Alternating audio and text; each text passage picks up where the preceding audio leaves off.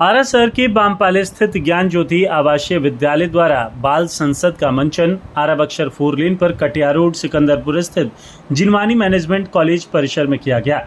इस आयोजन के मुख्य अतिथि स्वरूप पधारे संसदीय कार्य प्रणाली की व्यवहारिकता की परख रखने वाले पूर्व सांसद सह पूर्व केंद्रीय मंत्री RK सिंह ने इस प्रकार के कुशल मंचन की प्रशंसा करते हुए विद्यालय परिवार और छात्र छात्राओं की प्रशंसा की। साथ ही छात्र छात्राओं के उज्जवल भविष्य की शुभकामनाएं देते हुए कहा कि आज जिस प्रकार विद्यालय परिवार ने मेहनत करके इस परिदृश्य को यहां उतारा है, यह एक बहुत ही सराहनीय कदम है। पूरा विद्यालय परिवार एवं छात्र छात्राएं बधाई के पात्र हैं। वहीं भाई परमेश्वर ने अपने उद्गार में कहा कि आज जिनवानी मैनेजमेंट कॉलेज के परिसर में ज्ञान ज्योति आवासीय विद्यालय के विद्यार्थियों द्वारा जिस प्रकार संसद भवन का प्रारूप तैयार किया गया है, उसे देखकर साक्षात ऐसा प्रतीत होता है कि हम सभी सदन की गरिमामयी वातावरण में बैठे हैं। सबसे महत्वपूर्ण यह रहा कि यहाँ केवल राष्ट्र और विद्यालय के विकास के बारे में ही चर्चाएं हुई हैं। यह एक अत्यंत सराहनीय कदम है। ज्ञान ज्योति आवासीय विद्यालय के निदेशक डॉक्टर आदित्य विजय जैन ने अतिथियों का स्वागत करते हुए बताया कि भारत सरकार के संसदीय कार्य मंत्रालय द्वारा राष्ट्रीय युवा संसद योजना के तहत विद्यालय के वर्ग 8, 9 और 10 के छात्र छात्राओं द्वारा बाल संसद का मंचीय आयोजन किया गया। इस आयोजन का मुख्य उद्देश्य देश के भविष्य कर्णधार छात्र छात्राओं को विश्व के सबसे बड़े लोकतंत्र राष्ट्र भारत की संसदीय प्रक्रिया और लोकतांत्रिक परंपराओं से परिचित कराना है। इस मंच पर राजनीतिक सुधार, संसदीय गतिविधियों, शिक्षा, रोजगार और नीति निर्माण जैसे विषयों पर चर्चा की गई। वहीं मंच संचालन कर रहे सिद्ध विजय जैन ने बताया कि ज्ञान ज्योति के विद्यार्थियों द्वारा संसद भवन का जो दृश्य प्रस्तुत किया गया, उसे देखकर उपस्थित अतिथियों को साक्षात संसद भवन में बैठने की अनुभूति प्राप्त हुई। श्री सिद्ध ने बताया कि इस आयोजन की सफलता के लिए जिनवानी मैनेजमेंट कॉलेज के BBA, MBA व BCA के विद्यार्थियों द्वारा अत्यंत उत्सुकता के साथ तैयारी की गई है। इस बाल संसद में स्पीकर की भूमिका आस्था सिंह ने बखूबी निभाई। साथ ही विभिन्न संसद सदस्यों में हरिओम जी, प्रधानमंत्री सिमरन कुमारी, गृह मंत्री श्रेष्ठ वर्धन, वित्त मंत्री असिता आर्या, विदेश मंत्री अंजलि कुमारी, रक्षा मंत्री स्वाति सिंह, रक्षा मंत्री रोशन कुमार, युवा एवं खेल मंत्रालय आदित्य राज पाठक, संसदीय कार्य अक्षिता, विधि एवं न्याय रिद्धिमा सिंह, अल्पसंख्यक राहुल यादव कोयला, साक्षी तिवारी, स्वास्थ्य एवं परिवार कल्याण प्रिंस कुमार पांडे, कृषि मंत्री प्रिंस कुमार सिंह, सूचना एवं ब्रॉडकास्ट मंत्री के रूप में बखूबी निभाई। साथ ही मोहम्मद हमादुल्ला हक नए मंत्री के रूप में, कृष्णा नरसरिया, आस्था तिवारी और आदित्य राज ने नए संसद सदस्य के तौर पर और अर्पिता सिंह एवं वैष्णवी वत्स ने सरकार सदस्य के रूप में अपनी अहम भूमिका निभाई। संसद भवन में विपक्ष के नेता की भूमिका में शिवम कुमार गुप्ता दिखे और विपक्षी दलों के सदस्यों में आर्यन भारद्वाज, ऋषिता सिंह, रोशनी पांडे, रुतिका कुमारी, श्रेया कुमारी, रिया सिंह, आदित्य कुमार, आद्या कुमारी, उत्कर्ष, अनन्या सिंह, आकाश कुमार, सौम्या कुमारी, आदित्य तिवारी, वैदेही त्रिपाठी, साक्षी कुमारी, आयुष कुमार सिंह, यालिनी यावेद, अनिवेश राज ने कई महत्वपूर्ण मुद्दों पर विचार विमर्श किया। भारत गणराज्य के संसद सत्र का हिस्सा बनने और यहाँ के संसदीय कार्यप्रणाली को देखने के लिए आयुष कुमार सिंह एवं भव्या तिवारी विदेशी प्रतिनिधि के रूप में उपस्थित रहे। संसद सदस्यों के अतिरिक्त संसदीय कार्य में सहयोग करने वाले पदों के लिए प्रियांशु कुमार पांडे मार्शल, प्रीति सोनी प्रधान सचिव, हर्ष सिंह एवं सत्यम कुमार सचिव, भव्या श्री और मयंक कुमार मीडिया प्रतिनिधि के रूप में कार्य किया। संसदीय कार्य प्रणाली की इस मंचीय प्रस्तुति में ज्ञान ज्योति आवासीय विद्यालय के छात्र छात्राओं द्वारा मंत्रीगण का प्रतिनिधित्व करते हुए कई प्रस्ताव पेश किए गए और पक्ष एवं विपक्ष के विभिन्न सदस्यों द्वारा विस्तार पूर्वक चर्चा करते हुए कई प्रकार के प्रस्ताव राष्ट्रीय हित और विद्यालय हित में पारित किए गए।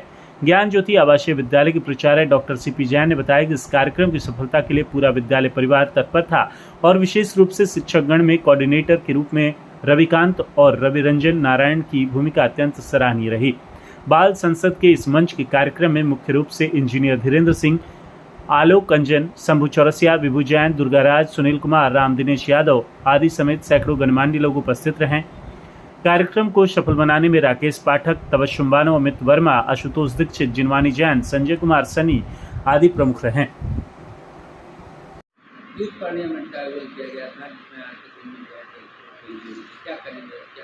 यह कार्यक्रम भारत सरकार के पार्लियामेंट्री अफेयर्स मिनिस्ट्री का था और इसके माध्यम से सरकार यह चाहती है कि हम बच्चों में भविष्य के नेता को खोजें और नेतृत्व करने की क्षमता, निर्णय लेने की क्षमता उनके अंदर बढ़ जाए।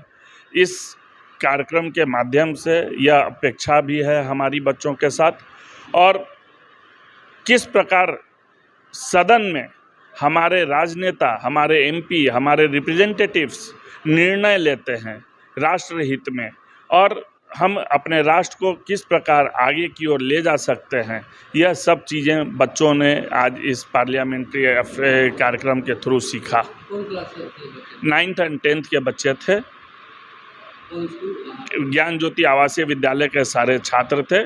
सरकार की तरफ से हमें रजिस्ट्रेशन कराने पर मौका मिला कि आप इस कार्यक्रम को कराएं, और हमारे माननीय मंत्री, पूर्व मंत्री RK सिंह साहब यहाँ सम्मिलित हुए, बच्चों को बताया, जो त्रुटियां बच्चों ने की उसे भी बताया, जिसकी वजह से उन्होंने 5 मार्क्स कम दिए हैं बच्चों को, आउट ऑफ 93 मार्क्स दिए, और उन्होंने बताया कि 7 मार्क्स मैंने कहाँ कम किया। हालांकि आपका परफॉर्मेंस 99% वाला था, लेकिन चूँकि यह मिनिस्ट्री का प्रोग्राम है और हमें मार्किंग करनी है, तो जहां आपकी त्रुटि हुई वो बताना और मार्क्स कम देना भी हमारी रिस्पॉन्सिबिलिटी है। इसलिए उन्होंने हमें 7 मार्क्स कम दिए हैं बच्चों को, लेकिन एप्रिसिएट बहुत किया। और जितने अभिभावकगण यहाँ उपस्थित थे, 200 से अधिक अभिभावक उपस्थित थे, उन लोगों ने भी इस कार्यक्रम को बहुत ही सराहा। और बच्चों की बात क्या कहें, बच्चे तो इतने उत्साहित थे, लग रहा था वास्तव में हमारे कल के MP यहाँ बैठे हुए हैं। पहले उत्तर प्रिपेयर करके आते हैं, उसको रिटर्न उत्तर दे देते हैं, पहला उत्तर दे देते हैं। आपका क्वेश्चन का जो फर्स्ट रिप्लाई होता है वो प्रिपेयर रिप्लाई, वो मंत्रालय प्रिपेयर करके देता है। आप जो सप्लीमेंट्री पूछेंगे उसका जो है अपने जानकारी से कर देते, एक तो सप्लीमेंट्री। उसके बाद बाय एंड लार्ज और सब प्रोसीजर्स आउटस्टैंडिंग थे, का रिसर्च किया, उन्होंने बहुत अच्छा किया।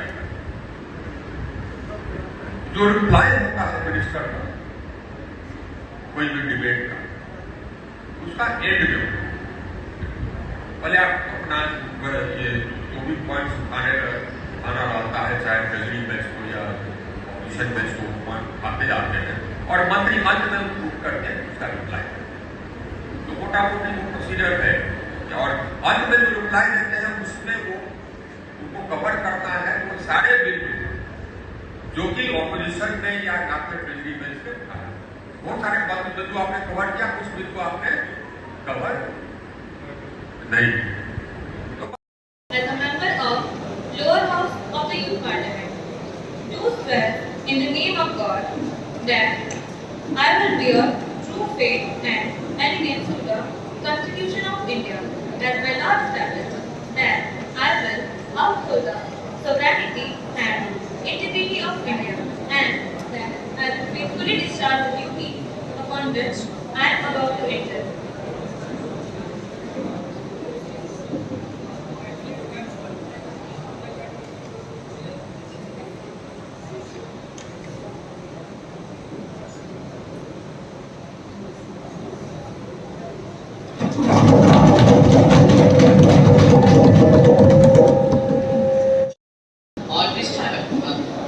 देश की प्रशंसा और एकता बनाए रखना तथा जिस पद को मैं ग्रहण करने वाला उसके कर्तव्यों का श्रद्धापूर्वक निर्वहन करूंगा।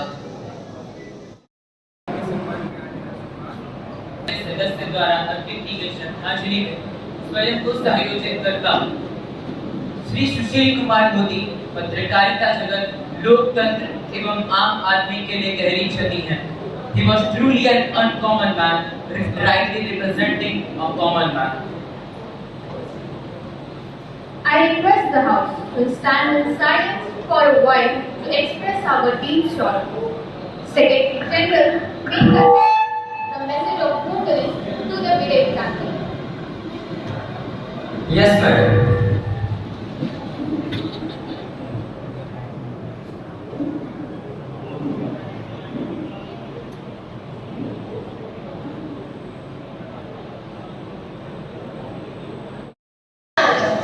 In the reference to the first part of the question, the number of women students enrolling for the higher education in India has shot up. Women enrollment in higher education, which was less than 10% of the total enrollment. On the eve of independence,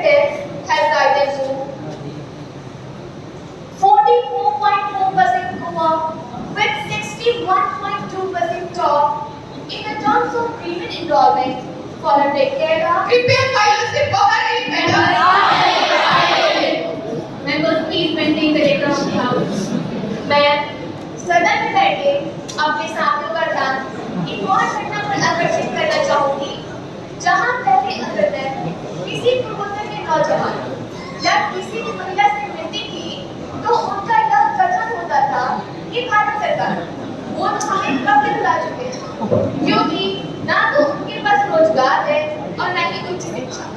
परंतु आज पूर्वोत्तर के राज्य मेघालय का female employment ratio 51.8% है,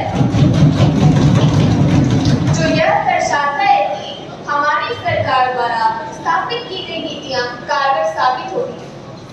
And then for the more information, you can visit the ministry's website, that is www.mhre.government.in।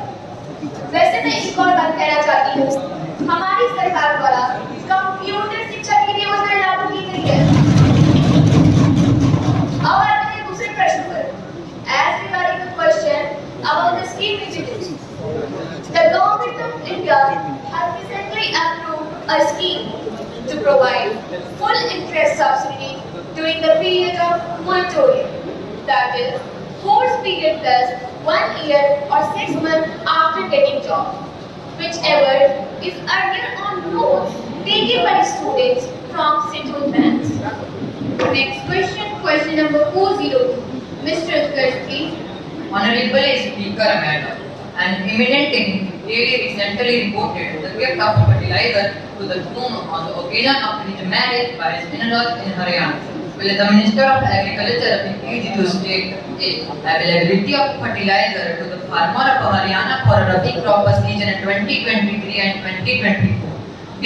There is no shortage or black marketing of fertilizer, then why farmers of Haryana are agitating? Honorable Minister of Agriculture and Fertilizer. आदरणीय अध्यक्ष महोदय, मैं आपको और इस सदन को यह बताना चाहूँगा कि वर्ष 2023-24 के लिए रबी फसल की खाद की उपलब्धता कुछ इस प्रकार है। यूरिया, जिसकी की मांग 35.77 मिलियन मैट्रिक टन रही है और जिसकी उपलब्धता 38.2 मिलियन मैट्रिक टन रही है। डीएपी, जिसकी की मांग 10.86 मिलियन मैट्रिक टन रही है और जिसकी उपलब्धता 11.56 मिलियन मैट्रिक टन रही है। यह आंकड़े साफ दर्शा रहे कि इस प्रकार के किसी भी कमी का कोई प्रश्न नहीं उठता है।